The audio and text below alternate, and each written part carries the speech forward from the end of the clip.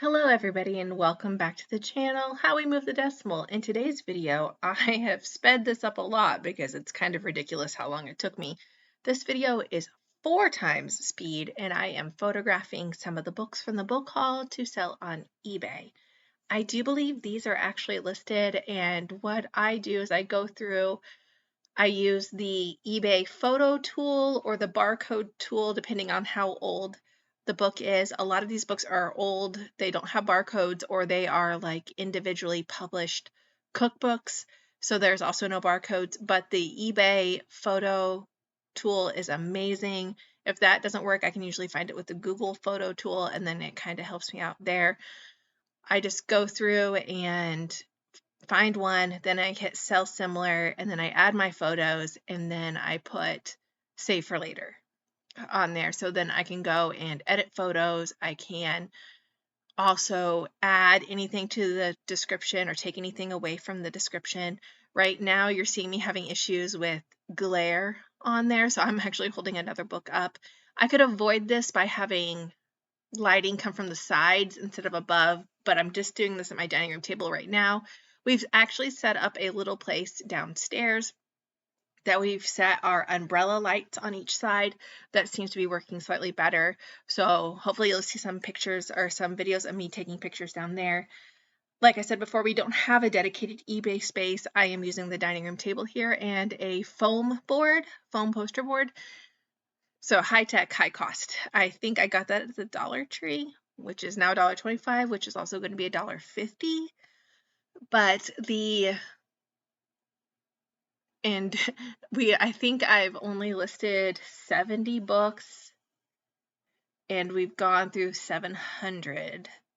There's a lot of books. I have not sold a single book, which is slightly discouraging, but I knew that they'd be long tail. They're not like quick sellers. Ironically, in one of the books, I found a Dragon Ball Z PlayStation game, and that sold for $19.99. So out of the book lot, the non-book sold. But that's also a reminder, shake all your books. Go through the pages. I found $1 and a PlayStation game inside the book. Now, I was watching Shed Flips, and they were talking about it too, and they were flipping through a book. What would you do if you found something, like found a lot? Depends what it is. Honestly, where I got these books from, I would keep it. It was an estate sale. That person is no longer with us. If it was like maybe a family heirloom ring or something, but if it was like $20, I'm going to keep it. I wouldn't even know who to get it back to, so that's what I would do. Maybe,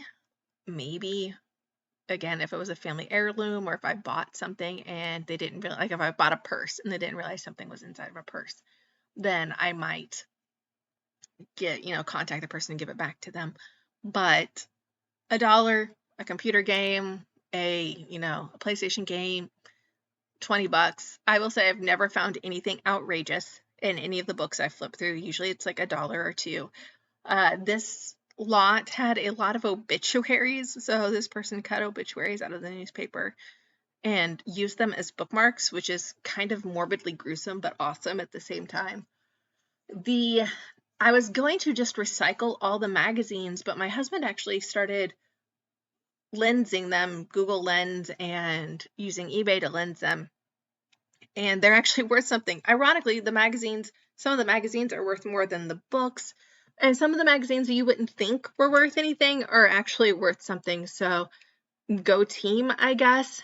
I will say this is really, really sad, and those of you that are parents may actually share in my frustration. We are reaching the end of the school year, and end of the school year means we are doing something every freaking day for the next 2 months. Our goal for eBay is to list 5 items a day and to spend 30 minutes doing something with eBay. So I would list 5 items, and then I'd spend 30 minutes photographing more items, washing items, sorting through items, getting lots put together, something has to do with eBay, maybe even just bookkeeping or running a sale or sending offers to watchers, stuff like that. We would spend 30 minutes on top of that to do that. We have done none of that. I think we set, and when I say we, my husband and I think we set this goal in March. We are negative 32 listings for March. And right now in April, we are negative 45 listings. So yeah. And my reward for April was going to be getting a thermal printer if we met our goal in April. And I'm a little worried we won't. But my work will slow down in 3 weeks. My husband's work will slow down in 5 weeks. But unfortunately, my kids are home all summer, and then we have summer activities. We don't have anything big planned this year, so it's not like planning around that. But kids have camps. I have camp. We all have camp. So it'll be an issue. I will say though, today I just sold a lot of Reader's Digest books. It's actually a rainbow lot. So the different book backs look like a rainbow. It had nothing to do with this sale. It was actually an auction sale a couple years ago. These books, the Reader's Digest that I just sold, had been listed on eBay for 3 years. I originally had them listed for $100. I took an offer of $50 and I was okay with that. And then I packed them up. And apparently 3 years ago, I was not great at weighing things. I was not great at the size. So because I was not great at the size 3 years ago, I grossly miscalculated the weight of the books. I think I put that they were 8 pounds, and they are actually 19 pounds. Oh gosh, sorry, I just had a coughing fit and had to turn off and pause it, but I'm back. So what I was saying is I'm shipping 19 pounds of Reader's Digest books, and these weren't anything specific, but they made a rainbow when you put them together. So I think that is why they sold. They're going to look really pretty on the shelf, and they've been listed since COVID. So they've been listed for a really long time. 19 pounds. I had wrote down that they were 8 pounds. Shipping media mail was $18.29, and shipping Ground Advantage was $11. Technically, media mail is the cheaper service. However, by shipping through eBay, which I always do, I don't pirate ship or anything like that. I don't print my own labels. It's just one less step I have to do. Granted, I could probably get a better discount somewhere. I can probably find a better deal, but that's one more step I have to do. And if I can, take a step out, that's fine. I will pay the pennies on the dollar that I am. But so why is Ground Advantage cheaper than media mail? Media mail should be the cheapest. People scam media mail all the time because it's the cheapest. Well, the reason Ground Advantage was the cheapest on this was because eBay offers a discount on Ground Advantage. If I were paying outright, media mail would be the cheaper option. Media mail would still be $18. eBay does not offer a discount on media mail. So media mail would have still been $18. Ground Advantage would have been $22. So media mail would have been cheaper, and I would have been out $9 in shipping. However, because I ship through eBay and because eBay is currently offering a deal on Ground Advantage, I was able to ship for half the cost. So I was able to ship for $11.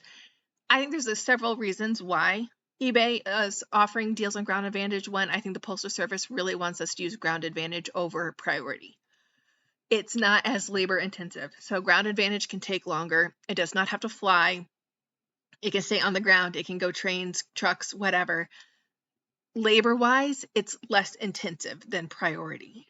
And everybody has a labor shortage right now.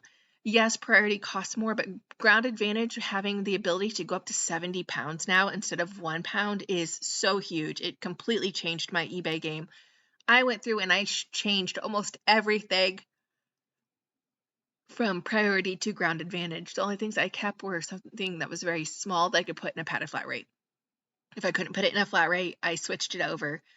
Now, is it okay that I went from media mail to Ground Advantage? Yes, you can always go up. So if I had Ground Advantage on there, but I found out Priority was cheaper,